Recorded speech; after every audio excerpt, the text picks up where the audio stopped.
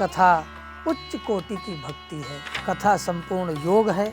यम नियम आसन प्राणायाम प्रत्याहार ध्यान धारणा सब समाधि तक सद जाती है। ध्यान का हमारे जीवन में क्या महत्व है? ध्यान क्यों करना चाहिए? हमारी सृष्टि की जो सबसे पहली ब्रह्म की आराधना पद्धति है वो ध्यान है।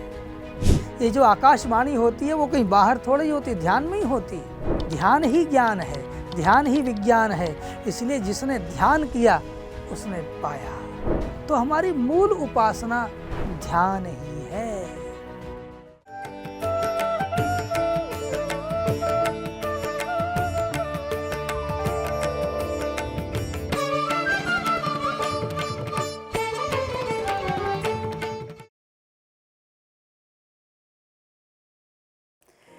जिस प्रकार मानव के कर्म उसकी पहचान होते हैं, उसी प्रकार मानव की उन्नति का मार्ग ही मानवता होती है।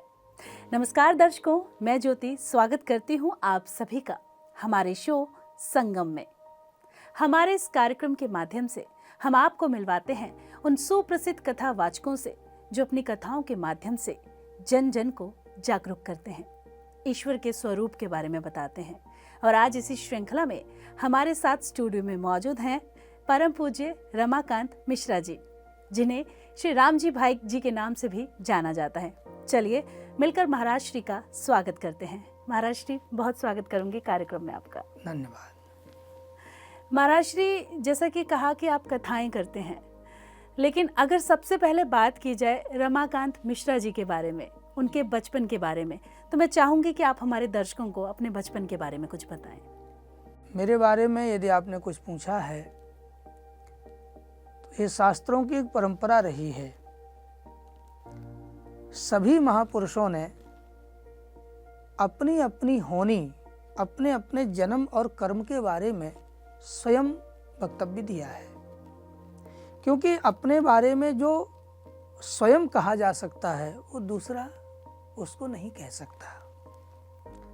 निज निज मुखनि कही निज होनी, वाल्मीकि नारद घट जोनी, इन बड़े महापुरुषों ने, संतों ने अपने बारे में कहा है। तो मैं तो एक बहुत किंचित इस संसार में खोया हुआ सा भगवान नाम का गुणानुवाद नारदीय पद्धति से गांव गांव अंचल अंचल गाता हूँ। मेरा बचपन उत्तर प्रदेश के एटा जनपद में एक छोटा सा गांव है अगौनापुर, वहाँ मेरा जन्म हुआ। और माता पिता के संस्कार बस हमारा ये जीवन भगवान की सेवा में लग गया। मैं बहुत छोटा था तो मुझे याद है कि मेरी माताजी ग्रामीण ढोलक हाथ में लेकर शाम को बजाती थी और पिताजी भगवान की आरती करते थे और कीर्तन करते थे। तो एक मजीरा होता है जो छोटा सा वाद्य यंत्र है और हाथ में बजाते हैं, तो वो मजीरा वो मुझे मेरे हाथ में देते थे। तो मैं छोटा था तो उसको जमजीरा बोलता था, बोल नहीं पाता था, जमजीरा है। उसको बजाते थे और हरि नाम कीर्तन करते थे। तो वो जो बचपन का हरि नाम कीर्तन था, वो पिताजी का रामायण गाना, माँ का उनके साथ ढोलक बजाकर सहयोग करना, उस समय गर्भ के समय से ही इस शरीर में, चेतना में वो अणु परमाणु प्रकट हो गए। और भगवान की एक व्यवस्था है कि सारी सृष्टि में स्वकार्य को, भक्ति कार्य को, अध्यात्म कार्य को जागरूक करने के लिए अपने कृपा के द्वारा अपने अनेक रूपों को संसार में भेजते रहते हैं। इसलिए एक परिवार में, एक गांव में बहुत दिनों के बाद कोई एक साधक, कोई एक संत, कोई एक भक्त पुरुष पैदा होता है। तो मेरे ऊपर भी पूर्वजों की बड़ी कृपा रही और फिर मैं इस परंपरा में आया। अंग्रेजी पढ़ने गया था, मास्टर मारते थे याद करके आओ, तो कितना याद करके जाओ, वो फिर याद करके जाते थे, वो उसका अगला पूछता था। संस्कृत पढ़ने गए तब लगा ये मेरी भाषा है, अब हम सही जगह आ गए। और संस्कृत के धोती के लोग अच्छे लगते थे। धोती पहन के खुद भी, बेटी छोटी होती है ना तो उसको श्रृंगार करने का स्वाभाविक प्रवृत्ति होती है, वो थोड़ा एकांत पाती है तो सजती है। ऐसे हमको ऐसा लगता था कि मैं धोती पहनूं, पूरा चंदन लगाऊं, गले में पटका डालूं, फिर कैसा लगता हूं खुद को देखता था। तो ये जो स्वाभाविक प्रवृत्ति है ये पूर्व जन्म के संयोग से प्रकट होती है। और फिर मैंने भगवान कृपा से संस्कृत की शिक्षा दीक्षा प्राप्त की और उसी शिक्षा के क्रम में ही संतों के साथ रहने का अवसर, तीर्थों के सेवन का अवसर और कुछ गायत्री आदि परंपरागत जो हमारी उपासना थी उसका हमें सौभाग्य मिला, जिसके फलस्वरूप आज ये रमाकांत राम जी भाई के नाम से रामायण, भगवत गीता जी और श्रीमद् भागवत कथा आदि को गायन करके अपने मन को भी आनंदित करता है और समाज को भी हरि कृपा प्रसाद वितरण करता है। महाराज श्री, जैसा कि आपने बताया कि आपके पूर्व जन्म के संस्कार और कुछ माता पिता से भी वो संस्कार मिले कि आपको इंग्लिश की जगह संस्कृत पढ़ना पसंद आया। कथाएं आप करते हैं, श्री राम कथा, श्रीमद् भागवत कथा आप करते हैं। तो महाराज श्री, अगर कथाओं के महत्व की बात की जाए तो कथाओं को सुनने और सुनाने का क्या महत्व है, इसके बारे में बताइए। अनादिकाल से हमारे यहाँ सुनने और सुनाने की ही परंपरा रही है। हम वेदों को श्रुति के नाम से जानते हैं, लिखा नहीं गया था। गुरु उच्चारण करते थे और शिष्य श्रवण करते थे। हिमालय की कंदरा में महर्षि वेद व्यासी बैठे हैं और सामने उनके शिष्यगण बैठे हैं। वेद व्यासी उच्चारण करते हैं और शिष्य उसको पुनरोच्चारण करते हैं। मैं बिल्कुल छोटा था जब ग्रामीण विद्यालय में पढ़ने गया, तो वहाँ भी मैंने ऐसा पाया कि क्योंकि मैं बड़ा हुआ तब मुझे समझ आई, एक विद्यार्थी खड़ा हो जाता था जो योग्य रहता था, तो वो बोलता था 2 एकम 2, फिर सब उच्चारण करते थे 2 एकम 2, 2 दूनी 4, फिर सब बोलते थे 2 दूनी 4। वो वही श्रुति परंपरा थी। तो बच्चों को रटना ही नहीं पड़ता था, वो 20 तक के पहाड़े यूं ही याद हो जाते थे। 1 महीने के भीतर वो सबके भीतर से जो उसने सुना था वही उसको वापस आ जाता था। तो जो कथाओं का जो संसार है, दुनिया के किसी देश में ये परंपरा अब नहीं दिखाई देती। प्राचीन काल में पूरा भूमंडल ऋषियों की भूमि था। कोई ऐसा स्थान नहीं है जहाँ कोई न कोई योगी, कोई न कोई ऋषि, कोई न कोई तपस्वी न हुआ हो, क्योंकि सारी धरती इसको जल में से लाने वाले भगवान बराह थे और बराह भगवान की स्तुति देवताओं ने, ऋषियों ने, सबने मिलकर की है। तो ये धरती ऋषि मुनियों की रही है। ऋषि मुनि वेद की ही उपासना करते थे। मैं ऋषि मुनि कहूँ तो कोई अग्रहस्थ साधु न समझे, सब गृहस्थी वाले थे। सबके अपने शिष्य प्रशिष्य भी थे और उनके पुत्र पौत्र भी थे, ऐसी परंपरा थी।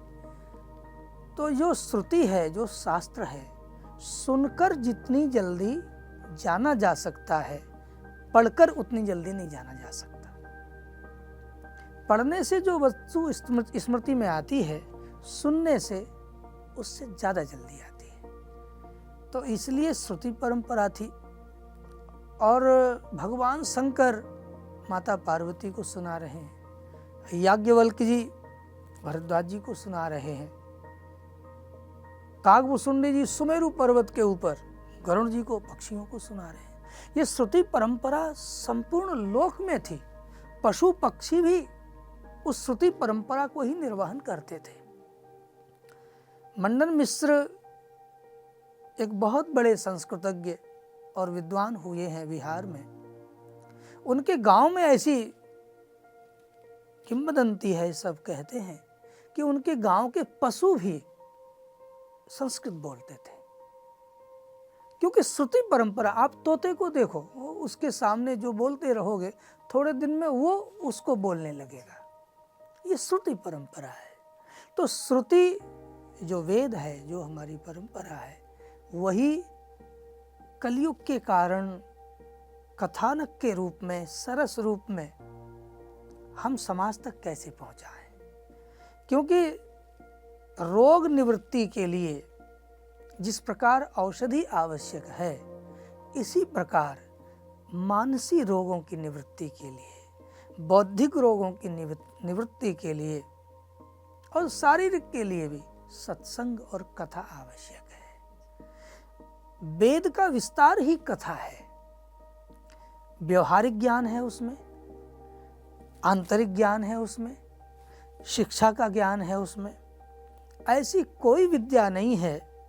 महाभारत में लिखा है, सर्वागमानाम आचारः प्रथमं परिकल्पते, आचारः प्रभवो धर्मः धर्मस्य प्रवृत्युता। सभी वेदों पुराणों का निचोड़ आचरण के द्वारा दिखता है और सदाचार के द्वारा परमात्मा प्रकट होने लगता है, उनकी शक्ति उतरने लगती है। तो जितनी भी विद्याएं हैं, शिक्षाएं हैं, वे सब परमात्मा जनार्दन के ही अंशभूत हैं। इसलिए जनार्दन की उपासना करने से विद्या पढ़नी नहीं पड़ती, प्रकट हो जाती है। गोस्वामी तुलसीदास जी महाराज थोड़ा पढ़े भी थे। कबीर साहब तो पढ़े लिखे नहीं थे, कोई विद्यालय कोई गए नहीं, लेकिन जो बोलते थे उस पर आज लोग डॉक्टरेट की उपाधि ले रहे हैं, विद्या वारिधि बन रहे हैं उनकी बोली पर। बाई मीरा बहुत कोई स्कूल पढ़ने नहीं गई थी, उस जमाने का बेटियों को विद्यालय जाने की परंपरा नहीं थी। उसके बाद भी मीराबाई के जो पद हैं, सूर साहिब के जो पद हैं, वो 16 कहने के लिए 9 और 7 शब्द का प्रयोग। नवसप्त साजें सुंदरी सब मत्त कुंजर गामिनी, गोस्वामी जी के शब्द हैं। तो नवसप्त को अपने यूं सुनेंगे तो समझ नहीं आएगा, लेकिन नवसप्त माने होता है 16 श्रृंगार सज करके सुंदरियां जा रही हैं। तो हमारे यहाँ जो कथा परंपरा है, जो शास्त्र परंपरा है, कथा कहने वाले को बहुत आनंद है, जो वास्तविक कथाकार कर रहे हैं। क्योंकि कथा के भी अब मैं आज के परिवेश में देखता हूं तो 3 रूप है, सात्विकी, राजसी और तामसी कथा। जो फल को उद्देश्य में रख करके कि मुझे यजमान से ऐसे लेना है, समाज से ऐसे बटोरना है, ये बातें मुझे कहना है, जिन बातों से मुझे ये प्राप्ति होनी है, तो कोई फल को केंद्रित रख करके यदि कोई कथा कहता है, कुछ कर रहा है, तो वो राजसी कथा कही जाएगी। किसी से कुछ फल की कामना नहीं। पूज्यपाद साकेत धाम वासी रामचंद्र केशव डोंगरे जी महाराज, कोई कामना नहीं। वो जब कथा कहते हैं, पूज्यपाद अखंडानंद सरस्वती जी महाराज, वो जब कथा कहते हैं, आज भी पूज्यपाद ऐसे महापुरुष हैं, मुरारी बापू जी आदि जैसे हैं, बड़े बड़े संत हैं, मैं कितने नाम गिनाऊं। वो जब कथा कहते हैं तो उन्हें किसी फल की, किसी इच्छा की, किसी से कोई कामना नहीं है। तो वो सात्विक कथाकार है, सात्विक व्यास है। हम जैसे लोग तो कहीं हैं ही नहीं, न सात्विक, न राजस, न तामस, उससे भी कहीं नीचे कुछ जाता हो। बड़े बड़े महापुरुष इस संसार में हुए हैं, वर्तमान में हैं और होते भी रहेंगे, क्योंकि धरती माता सनातन से दूर नहीं है। समय समय पर समाज के हर क्षेत्र में जहाँ दुनिया भर के पापी जन्मते हैं, आतंकवादी जन्मते हैं, वहाँ भी कोई न कोई फकीर पैदा हो जाता है, वहाँ कोई न कोई साधु आ जाता है। तो ये जो कथावाचक लोग हैं वो सात्विक भी हैं, जो कोई फल की कामना नहीं करते। राजस हैं, जो भीतर भीतर बिल्कुल स्क्रिप्टेड वक्तव्य देते हैं और फल की कामना करते हैं। तीसरे तामस हैं कि किसी भी प्रकार से स्वयं को आचरण से बहुत दूर रखते हुए जो नहीं है वो अपने को प्रस्तुत करके समाज में कुछ घोल रहे हैं और उसका दुरुपयोग कर रहे हैं। समय का, श्रद्धा का, लोगों के आस्था के साथ वो अच्छी बात नहीं है। कथावाचक को इतना पुण्य मिलता है, गोपी गीत में लिखा है। गोपियां कहती हैं, तव कथामृतम तप्त जीवनम कविभिरीडितम कल्मषापहम श्रवणमंगलम श्रीमदाततं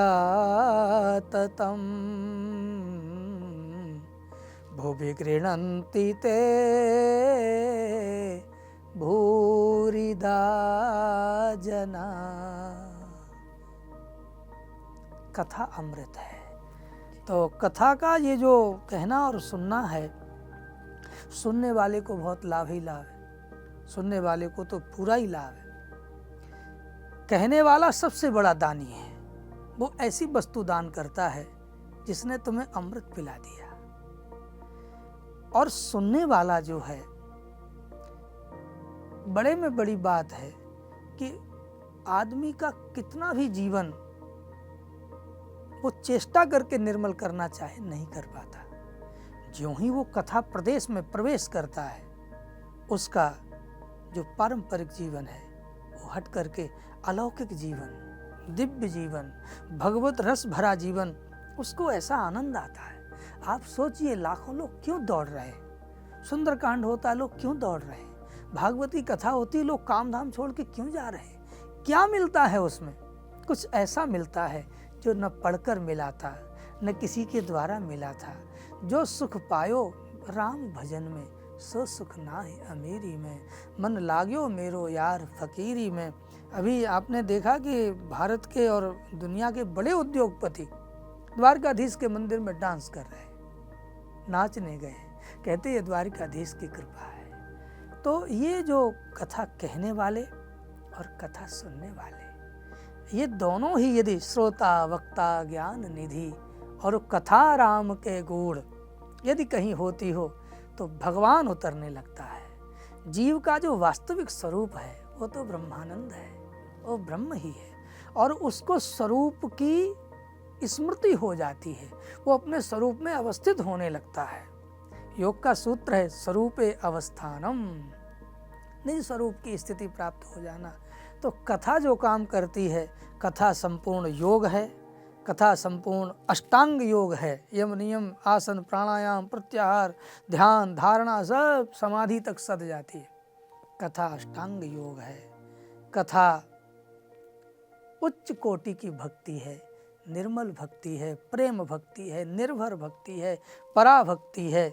कथा के बारे में शब्द कम पढ़ेंगे, और मैं तो उतना ज्ञानी विज्ञानी भी नहीं हूँ, लेकिन महापुरुषों ने जो कहा है, हरि अनंत हरि कथा अनंता, कहहीं सुनहीं बहु विधि सब समता। तो भगवत कथा की बड़ी महिमा है, युग युग में रहेगी, कभी समाप्त नहीं होगी। आपको याद होगा कि अब तो बच्चों का जन्म शहर में हुआ, ग्रामीण क्षेत्रों में छोटा बच्चा सोने से पहले अपने दादा दादी के पास ही सो जाता था। तो दादा दादी उसको यूं नहीं सोने दे रहे हैं, एक कथा सुना रहे हैं। अनपढ़े भारत की बूढ़ी दादी कोई कथा सुना करके सुलाती थी। लाला, ये चंद्रमा है, ये भगवान शंकर के माथे पर रहता है। लाला, पूर्णमासी आवेगी तो हम गंगा स्नान को जाएंगे। ये कथा सुनाती है दादी। हमारे यहाँ कथा तो सोते कथा है और जगते कथा है। इसलिए जागृत स्वप्न सुषुप्ति और तुरीय चारों अवस्थाओं में कथा की गंगा अनवरत बहती है। जो जान जाते हैं वे उस रस को पीने लगते हैं, और जो सोए हैं मोह में, मद में, मत्सर में, अभिमान में, वे उस विषय से दूर रह जाते हैं। महाराज श्री, आपने बताया कथाएं सुनने और सुनाने का क्या महत्व है, लेकिन जब भी बात आती है ईश्वर के स्वरूप की, तो मोर मुकुट जिसने माथे पर लगाया वो भगवान श्री कृष्ण हुए और जो धनुधारी हैं वो भगवान श्री राम हुए। लेकिन सही मायने में अगर हमें ईश्वर के स्वरूप से कुछ सीख लेनी है तो हम क्या सीख ले सकते हैं? जहां तक सीखने की बात है, अनेक रूप रूपाय विष्णवे प्रभु विष्णवे, सारी सृष्टि में अनेक रूप लेकर परमात्मा अवतार लेते रहे हैं। जब धर्म को हानि होती है तब परमात्मा आते हैं, ऐसा कहा गया है। अब हम ये सोचें कि उनसे सीख कहाँ मिलती है। रामायण में एक चौपाई है, सुना दो। राम बिलोकनी बोलनी चलनी, सुमेरे सुमीरे सोचत हंसे मिलनी। राम का देखना, राम की निगाहें कैसे देखती थी। बोलने की जरूरत नहीं है, ब्रह्म स्वरूप को आप देखा नहीं, मिल गया जो मिलना था। राम जी का देखना कैसा है, उनकी बोली कैसी, बोलती कैसे थे। आज तक राम जी जैसा मधुर वक्तव्य वाला कोई दिखा ही नहीं। राम जी कितना प्यारा बोलते हैं। राम बिलोकनी, राम जी की बोलनी। मैं बिलोकनी का एक उदाहरण दूंगा आपको। रावण के साथ युद्ध में राम जी का रथ, रावण का रथ ऐसे आमने सामने आया, तो उसने थोड़ा दाहिने किया, राम जी थोड़ा बाएं, ऐसे अगल बगल से रथ निकला तो दोनों बराबर में आए, एक दूसरे के साथ बिल्कुल मार ही डालने के स्थिति में युद्ध में है लंका के समरांगण में। लेकिन जैसे ही राम जी का सम्मुखीकरण रावण को होता है, वो मुंह घुमा लेता है, वो राम को नहीं देखता।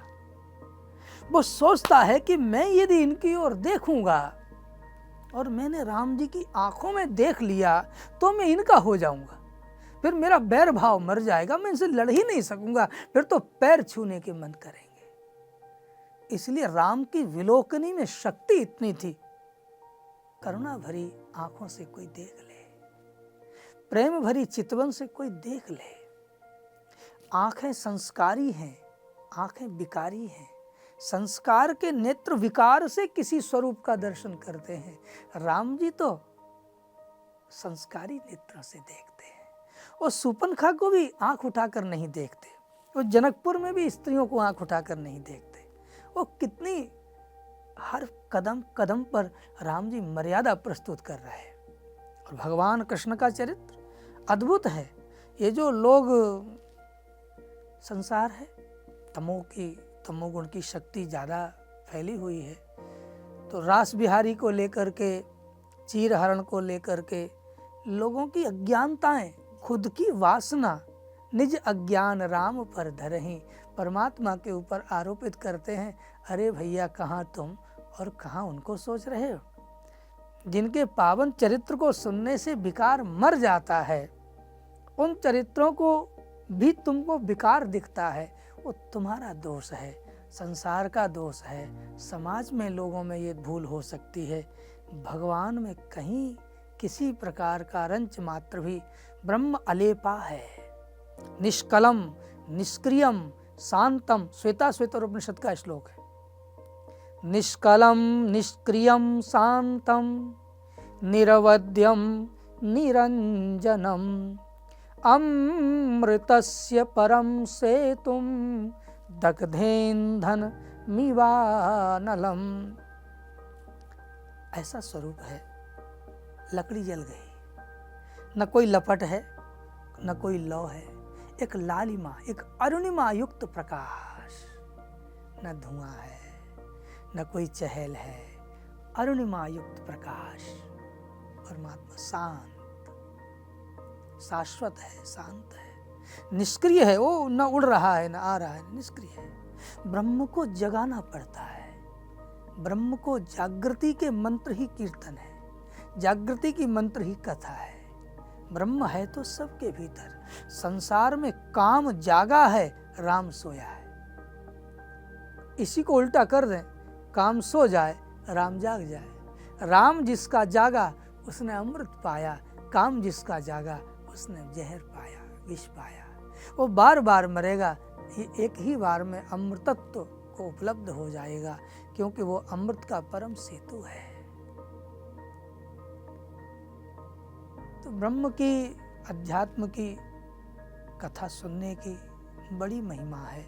और हम हर आचरण से, राम कृष्ण से ही क्या, साधुओं से, संतों से, देखो रामकृष्ण हुए और गए, लेकिन जो अभी भी राम कृष्ण को अपने हृदय में रख करके घूम रहे, कोई साधु जिसके हृदय में राम रमता है। सबके हृदय में राम है तो निष्क्रिय है, जिसके हृदय में सक्रिय राम जगता हो, चलता फिरता राम उसके हृदय, वो दिख नहीं रहा है लेकिन उसके हृदय में राम है।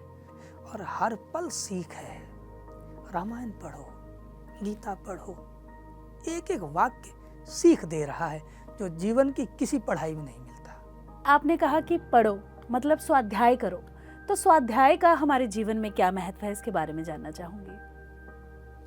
सभी दर्शकों को जो पीएमसी हिंदी के माध्यम से इस कार्यक्रम संगम का दर्शन करेंगे और कर रहे हैं, उन सभी को मैं ये निवेदन करना चाहूँगा, भगवती श्रुति की आज्ञा है, स्वाध्यायान मां प्रमदः प्रमदितव्यम। पढ़ने में प्रमाद मत करना। आज समाज में स्वाध्याय कम हो गया, समाप्त हो गया, क्योंकि जो समय बचता है उसको ये मोबाइल महाराज खा जाते हैं। आदमी मोबाइल उठाता है, पति पत्नी पास में बैठे दोनों अपना अपना देखते हैं, मेरे लिए क्या आया, मेरे लिए क्या आया। आपस में बात नहीं करते, पिता पुत्र आपस में बात नहीं करते। स्वाध्याय ऐसा ज्ञान है जो हम जान भी नहीं पाते और हम ज्ञानी हो जाते हैं। थोड़ा रोज पढ़ो, थोड़ा आधा घंटा। इसलिए हमारे यहाँ पढ़ो पढ़ो, रामायण पढ़ो, गीता पढ़ो, भागवत पढ़ो, वेद पढ़ो, उपनिषद पढ़ो, शास्त्र पढ़ो। पढ़ो पढ़ो पर जोर क्यों दिया गया? इसलिए कि स्वाध्याय करो। तुम खेल खेल में ही थोड़ा पढ़ते पढ़ते तुम्हारे पास जो संग्रह होगा वो बहुत बड़ा हो जाएगा। एक संग तुम सारा नहीं पढ़ सकते। हमारे देश के प्रज्ञा चक्षु पूज्यपाद संत तुलसी पीठाधीश्वर चित्रकूट धाम में निवास करते महाराज श्री स्वामी रामभद्राचार्य जी महाराज जगत गुरु हैं। बिना नेत्र के भी सारे वेद पुराण उनको कंठस्थ है। स्वाध्याय न किया होता तो कैसे आता? आंख वाले से बिना आंख वाला ज्यादा पड़ गया, क्योंकि श्रुति काम करती है, वहां श्रुति बहुत तेज है। आंख वाला उतना नहीं याद कर पाया, बे आंख वाला याद कर गया। तो ये जो नेत्र हैं ये तो बाहर देखते हैं, कोई प्रज्ञा के चक्षु, कोई मेधा के चक्षु अंदर निवास करते हैं। तो जागृत हो जाए तो वेद पुराण शब्द ज्ञान, ब्रह्म ज्ञान प्रकट हो जाता है। तो स्वाध्याय तो सबको करना चाहिए, सभी को, कितनी भी अवस्था हो जाए, वृद्धावस्था हो तो भी स्वाध्याय अवश्य करें। थोड़ा पढ़ें, फिर देखें जीवन की हर समस्या का समाधान आपको स्वाध्याय दे देगा। जी महाराज श्री, जब भी वेद पुराणों की बात आती है तो ये तो पंडितों का काम है, पहले ऐसे कहा जाता था, लेकिन आज के समय में वेद पुराणों का ज्ञान सबको होना चाहिए, ये भी कहा जाता है। तो वेद पुराण हमारे जीवन में कितना महत्व रखते हैं, कितना हमें ज्ञान होना चाहिए और किस किस को होना चाहिए, इसके बारे में बताइए। संसार का जो सर्जन है उसका आधार ही वेद है। सृष्टि का आधार वेद है। जीव की रचना और जगत की रचना, इन दोनों के मध्य में जो वेद शब्द है ये वेद ज्ञान है। ज्ञान के बिना जगत की रचना और जगत का परिपालन दोनों संभव नहीं था। इसलिए ब्रह्मा जी के मुख से ये वेद निकलवाए गए। वेद भगवान की आज्ञा है, वेद सृष्टि का ज्ञान है। वेद बताता है कि इतने प्रकार के पक्षी हैं, आपको भेद नहीं दिखता, भेद है। तो देखिए पशुओं में, पक्षियों में हमें पता नहीं चलता। यदि वेद नहीं होता तो हम कैसे जानते कि ये भैंस है, ये गाय है। जो नहीं जानते वो किसी को भी गाय मान बैठते हैं। तो हमारे शास्त्र आज्ञा करेंगे कि शासनादि मत्वम पिंडम गोत्वम। गाय किसको कहें? जिसके गले में शासना है, लटकती हुई खाल है, कंबल जैसी झूलती हुई खाल है। जिस शरीर में, पिंड में वो हो उसको हम गाय कहें। जिसके कंधे पर ऊपर ये डील हो, उठा हुआ हो, वो गाय है। तो ये ज्ञान कहाँ से आया? ज्ञान नहीं हो तो हम कैसे पता करें कि ये कागा है, ये मोर है, ये हंस है? ये कैसे पता चले? किसी ने तो बताया होगा। सबसे पहले पक्षी आया होगा, किसी ने तो कहा होगा कि ये कागा है, ये हंस है। अब ये बंटवारा कैसे हुआ? तो वेद ने कहा। कागा को चांडाल पक्षी कहा, उसका आहार ठीक नहीं, बड़ा चालाक है, बहुत शरारती है। हंस सीधे साधे है। उसकी विशेषता है कि वो एक आप दूध भर के रखो कटोरे में और हंस उसमें चोंच डाले, दूध अलग हो जाता है, पानी अलग हो जाता है। तो बोले ये परमहंस का लक्षण है, इसलिए ये इस पिंड का नाम हंस होगा। जो इदम को इदम जानता हो, अहम को अहम जानता हो, मैं को मैं जानता हो, संसार को संसार जानता हो, वो परमहंस का लक्षण है। तो वेद ज्ञान जो है प्रत्येक मानव जाति के लिए ही नहीं, संपूर्ण प्राणी मात्र के लिए। अब देखो, वेद नहीं होता तो आयुर्वेद कहाँ से आता? वेद नहीं होता तो विमान कैसे बनाते? भरद्वाज जी का विमान बनाने का पूरा जो उनका विमान रचना का उनका विज्ञान है, भरद्वाज महर्षि का, उसी को लेकर तो विमान की रचनाएं हुई हैं। फिर उसको लेकर विदेशी उड़ गए और हमने कहा कि नहीं नहीं ये विदेश से आई टेक्नोलॉजी, ये बल्ब उन्होंने जलाया, ये फलां उन्होंने किया, ये उन्होंने खोज की। नहीं नहीं नहीं, हमारे ऋषि तो बहुत पहले शब्द पर तीर छोड़ देते थे। ऐसे बाण थे महाभारत में जो अपना काम करके लौट आते थे। आज तक ऐसी मिसाइल बनी नहीं है कि वहाँ मारे आवे और फिर ज्यों की त्यों लौटे आवे। वो मिसाइल को नष्ट होना पड़ेगा। यहाँ ऐसे तीर थे कि 3 ही बाण हैं, 3 ही बाण से सब काम कर लेता है, वे लौट के 3 के 3 सुरक्षित रहते हैं। तो ये जो भारत की वैदिक ज्ञान की जो टेक्नोलॉजी थी, जो विद्या थी, वो अति प्राचीन है और विदेश के लोग और जागरूक लोग उस पर आज भी शोध कर रहे हैं, उससे तैयारी करते हैं। हमारे यहाँ परंपरा हो गई कि हम दूसरों को मान देते हैं, अपने यहाँ विद्या को ध्यान नहीं देते। तो ये वेद ज्ञान सबके लिए आवश्यक है और सबको होना चाहिए। कर्मकांड एक अलग विषय था कि भाई पंडित लोग उसको करें, पंडित लोग ब्याह कराएं, पंडित लोग ये कहें, वो उनकी एक पूरी परंपरा थी। तो वो भी दूसरे समाज के लोग भी आजकल कर ही रहे हैं, करने भी लगे हैं। ब्राह्मण में वो ऊपर से परंपरा जहाँ चली आती है, उनके अणु परमाणु उस विद्या से ओतप्रोत रहते हैं। इसलिए ब्राह्मण को कर्म कांड के लिए कहा गया। वेद ज्ञान नहीं करना किसी को, ऐसा नहीं, वो सबको होना चाहिए। हमारे छत्तीसगढ़ में हम कथा के लिए जाते हैं तो आदिवासियों का एक समाज है, उनके गुरु हुए गहिरा गुरु, बिल्कुल वन पर्वतों के बीच में वो लोग रहते हैं। सबको रुद्राष्टाध्यायी आती है, सबको वेद मंत्र आते हैं, सब बिल्कुल जंगल में लकड़ी काटते हैं, बेचते हैं, वही उनका जीवन है।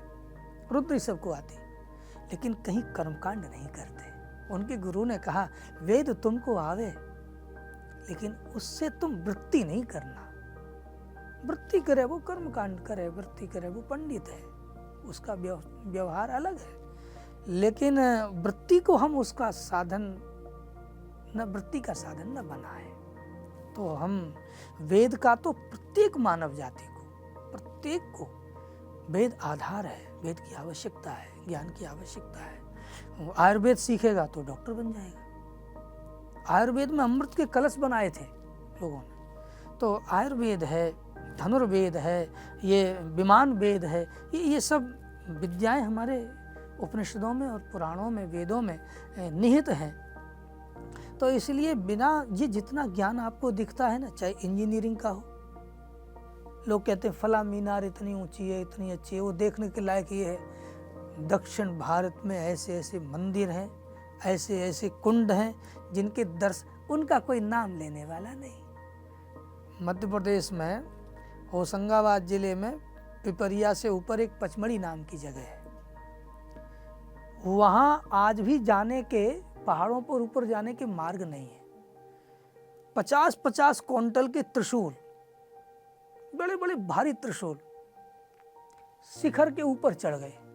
जहाँ मनुष्य पैदल भी ऐसे करके खड़ी चढ़ाई चढ़ता है, कोई खींच करके उसको ऊपर नीचे उतारता है, वहाँ कैसे पहुँचाया गया होगा? 5000 साल पहले वो बना दिया गया। तो कौन सी टेक्नोलॉजी रही होगी? तो ये कहना बहुत मुश्किल है कि संसार में सब विज्ञान तो चाहिए ही, लेकिन विज्ञान का भी आधार हमारा वेद है। और उस वेद को आदर के साथ, विज्ञान को भी आदर के साथ हम स्वीकार करें और एक दूसरे को लेकर के ज्ञान को हम जीवन में धारण करें। यही वेद की आज्ञा है और ये सबके लिए उपयोगी है। जी महाराज श्री, आजकल लोग भक्ति तो करते हैं लेकिन कर्म नहीं उन्हें पता कि कैसे करना है। तो भक्ति के साथ कर्म का कितना महत्व है? कर्म से मैं संबंध किस प्रकार के कर्म का है, ये विचार करना पड़ेगा। शुभ कर्म, अशुभ कर्म, कर्तव्य कर्म, अकर्तव्य कर्म। भक्ति एक ऐसा सूत्र है, सिद्धांत है, जो प्रत्येक कर्म को सत्यता के साथ और प्रेम के साथ करने की आज्ञा देता है। प्रत्येक आचरण ही हमारा भक्ति बन जाए। चिकित्सक है, डॉक्टर साहब को मरीज देखना है, अब वो 3 घंटे की माला वाली भक्ति तो नहीं कर सकते, लेकिन वो प्रत्येक रुग्ण में ईश्वर भाव रख करके कि रोग उपचार करना ही मेरी पूजा है, रोगी ही मेरा भगवान है, औषधि ही मेरे उपकरण है, ये सोच करके जब वो मरीज का इलाज करते हैं तो वो भक्ति कर रहे हैं। भारत की सेना का वीर अपने धर्म के लिए सम्रांगण में जाकर के शत्रु के ऊपर जब गोला दागता है, अपनी मातृभूमि के लिए, अपने भारत के लिए, अपने देश के लिए, कोई भी शूरवीर जब सामने गोली खाता है या गोली मारता है, वो अपने राष्ट्र की भक्ति कर रहा है। शिक्षक विद्यार्थी को पढ़ाते समय इसकी फीस आ गई, इसकी नहीं आई, दोनों में भेद किए बिना अपनी विद्या का दान करता है, वो आदमी विद्या की भक्ति कर रहा है। तो भक्ति सर्व क्षेत्रीय है, प्रत्येक कर्म में भक्ति आवश्यक है। भक्ति के बिना आप रोटी बना रही हैं अपने माता पिता के लिए, पति के लिए, बच्चे के लिए, वो रोटी में प्रेम और रोटी में नेम, ये 2 पदार्थ होने चाहिए। रोटी जिस नियम से बनती है वैसे बनेगी और आदर और प्रेम भाव के साथ आप बनाएंगी तो वो रोटी में स्वाद बढ़ जाएगा। बिना प्रेम और बिना भक्ति के कोई भी कार्य, कर्म अच्छा से पूरा नहीं होता। इसलिए प्रत्येक कर्म में भक्ति चाहिए ही चाहिए।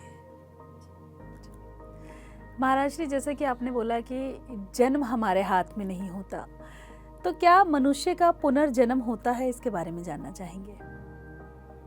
शास्त्रों में बहुत बातें हैं। हमारी वैदिक परंपरा पुनर्जन्म को स्वीकार करती है और मोक्ष को भी स्वीकार करती है।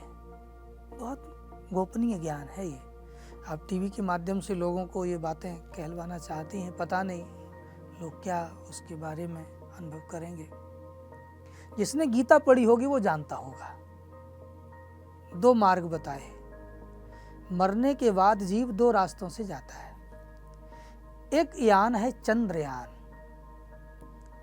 जिसको हम धूम मार्ग कहते हैं, धुंधला मार्ग है। उस पर गया जीव थोड़ी दूर जाता है, कुछ वर्षों में लौट आता है। दूसरा मार्ग है सूर्य का मार्ग, जिसको अर्चियान, अर्ची मार्ग कहते हैं। सूर्य के मार्ग पर गया जीव लौट के नहीं आता, वो मोक्ष हो जाता है। मोक्ष क्या है? सरिता हिमालय से निकली और आपको दिख रही है कि ये देखो हरिद्वार आई गंगा जी, फिर ये प्रयागराज पहुँची, फिर पटना पहुँची, फिर बहते बहते वो समुद्र में गई। तो जब वो समुद्र में गई, अब वो विलय हो गई। अब समुद्र से लौट करके पहाड़ पे नहीं जाएंगी, वो उनका मोक्ष हो गया गंगा का। लेकिन ये गंगा तो फिर भी लौट करके जा सकती है। पूछो कैसे? अब सूर्य की किरणें इसको सोखती हैं। उठा लिया समुद्र के जल को, सूर्य ने उठा लिया, ऊपर ले गए। ऊपर ले जा करके बाष्पीकरण किया। चंद्रमा के क्षेत्र में आते ही वो बाष्प ठंडा हुआ, बादल बना। बादल बना तो और नीचे आया, फिर और ठंडा गर्म हुआ, तो फिर पानी बन के फिर बरसा। तो कहीं पहाड़ पे बरस जाए तो फिर वहाँ से गंगा में बह करके आ सकता है। लेकिन जीव की गंगा यदि सूर्य मार्ग में प्रकाश तत्व में चली गई, अस्तो मां सदगम है, तो यदि सत्य तत्व में मिल गया, फिर वो जीव लौट कर नहीं आता। और जो जीव लौटते हैं वो एक जीव के भी अनेक अंश हो जाते हैं। हजारों अणु परमाणु के रूप में, सूक्ष्म रूप में जीव सब जगह है, सब शरीरों में जीव हैं प्रवेश किए हुए। तो वो जो सूक्ष्म अणु परमाणु है, वो जिस समय प्राणवायु के रूप से बाहर निकलता है, तो उसको चंद्रमा की किरणें सोखती हैं, उठा लेती हैं। ये उपनिषद में कथा है। उठा के फिर सोखे रहती हैं। फिर अपनी किरणों से सोखा हुआ उस चेतन तत्व को वो किरणें पुनः प्रक्षेपित करती हैं। तो गेहूं में, धान में, जौ में, सब्जी में, फलों में, जितने खाद्य पदार्थ, वनस्पतियां, औषधियां हैं, इनमें चंद्र किरणों से ही पोषण तत्व आता है। गेहूं में जो पोषक तत्व है, अनाज में, चने में, दालों में जो पोषक तत्व है, उसकी पूर्ति चंद्र से होती है। तो चंद्रमा ने वो जो पोषक तत्व डाला, उसी तत्व डालते समय उसमें जीवाणु आ गया, उसको मनुष्यों ने खाया। पुरुष के शरीर में आया, पुरुष के शरीर से माँ के शरीर में चला गया, माँ के शरीर से वो निर्मित होकर के पैदा हो गया। तो इसलिए हमारे यहाँ पुनर्जन्म की मान्यता है और कई लोग पुनर्जन्म प्राप्त किए हैं। ब्रह्मा जी भी कई बार अपना शरीर छोड़े हैं, फिर नए बने हैं। और अनेक संसार के ऋषि भी पुनर्जन्म को प्राप्त हुए। वशिष्ठ जी भी पुनर्जन्म को प्राप्त हुए हैं। तो ये तो हमारे शास्त्रीय मान्यता है कि पुनर्जन्म हमारे यहाँ है। कोई कोई योगी का कमल खिलता है, फिर वो यद गत्वा न निवर्तन्ते तद्धाम परमम मम, जहाँ जाकर फिर कभी आया नहीं जाता। महाराज श्री, आपसे बहुत सारी बातें की, कथाओं के महत्व को जाना, सुनने और सुनाने का क्या महत्व है ये भी समझा, पुनर्जन्म क्यों होता है, नाम जप की क्या महिमा है। लेकिन अगर हम बात करें ध्यान की, ध्यान का हमारे जीवन में क्या महत्व है, ध्यान क्यों करना चाहिए, इसके बारे में बताइए। आपने बहुत अच्छी बात पूछी है। हमारे ना वेद शास्त्रों में एक एक वस्तु, अष्टांग योग जो कहा गया, उसमें एक स्थान है ध्यान का। पहला है यम, फिर नियम, फिर आसन, फिर प्राणायाम, फिर प्रत्याहार, फिर है ध्यान। ध्यान अब आप बिल्कुल सहज व्यवहार में देखिए, कोई व्यक्ति रोड पर चल रहा है, ध्यान से न चले तो वो ध्यान से चल रहा है। आप हमारे साथ वार्ता कर रही हैं, ध्यान से न करो तो, मैं ध्यान से जवाब न दूं तो, ध्यान से गृहिणी भोजन न बनावे तो, कंप्यूटर वाला ध्यान से न चलावे तो, अच्छा गाड़ी ध्यान से न चलाए तो। लोग क्या कहते हैं, अरे ध्यान से चलाओ। ध्यान के बिना तो सृष्टि में कुछ है ही नहीं। इसलिए योगी सतत ध्यान ही करते थे। हमारी सृष्टि की जो सबसे पहली ब्रह्म की आराधना पद्धति है वो ध्यान है। रामायण में लिखा है, मैं तो रामायण से ही जवाब दूंगा हर बात का। 4 युग हैं। पहला युग कौन सा है? सतयुग। सतयुग को शास्त्रों में कृतयुग भी कहते हैं, माने पुण्यात्माओं का युग, सब पुण्यशाली। तो कृत युग सब जोगी विज्ञानी, कृत युग सब कृत युग सब जोगी विज्ञानी, करि हरि ध्यान तरहि भव प्राणी, करि हरि ध्यान तरहि भव प्राणी। तो हमारी मूल उपासना ध्यान ही है, और गीता जी उसको प्रमाणित करती हैं। ध्यानेनात्मनि पश्यन्ति केचिद् आत्मान आत्मना। कोई कोई योगी लोग ध्यान में ही अपने उस ब्रह्म का साक्षात्कार करते हैं। ये जो आकाशवाणी होती है वो कहीं बाहर थोड़ी ही होती है, ध्यान में ही होती है। ध्यानेन आत्मन पश्यन्ति। ध्यान ही संपूर्ण योग है, ध्यान ही ज्ञान है, ध्यान ही विज्ञान है। इसलिए जिसने ध्यान किया उसने पाया। प्रातःकाल उठकर स्वयं भगवान कृष्ण 4 बजे ध्यान में बैठते थे। एक बार नारद जी आए, नारद जी ने पूछा कि प्रभु आप किसका ध्यान करते हैं? अरे बोले सब मेरा ध्यान करते हैं, मैं भी किसी का ध्यान करता हूँ, क्योंकि बिना ध्यान के मैं इस सृष्टि का नियामक हो ही नहीं सकता। ज्ञान की विधि ध्यान है, कर्म की विधि ध्यान है, सेवा की विधि ध्यान है। ध्यान के बिना कुछ भी नहीं है। इसलिए ध्यान ऐसा शब्द है जो ध्यान देने जैसा है। ध्यान पर ध्यान दो, जो ध्यान करेगा वो ध्येय अंतर में, आत्मा में भीतर जाना सीख लेना। धीरे धीरे धीरे धीरे श्वासों के साथ भीतर की यात्रा प्रारंभ करें। हमारी श्वास जब मूलाधार चक्र को जाकर के स्पर्श करती है, प्राण और अपान जब स्पर्श होता है, उसी समय वो दिव्य चेतन, दिव्य शक्ति जागृत हो जाती है। और ध्यान में रहने वाला साधक फिर बातचीत करता हुआ, बोलता हुआ, चलता हुआ, सब कुछ करता हुआ ध्यान में रहता है। सब कुछ करने पर भी कुछ नहीं करता।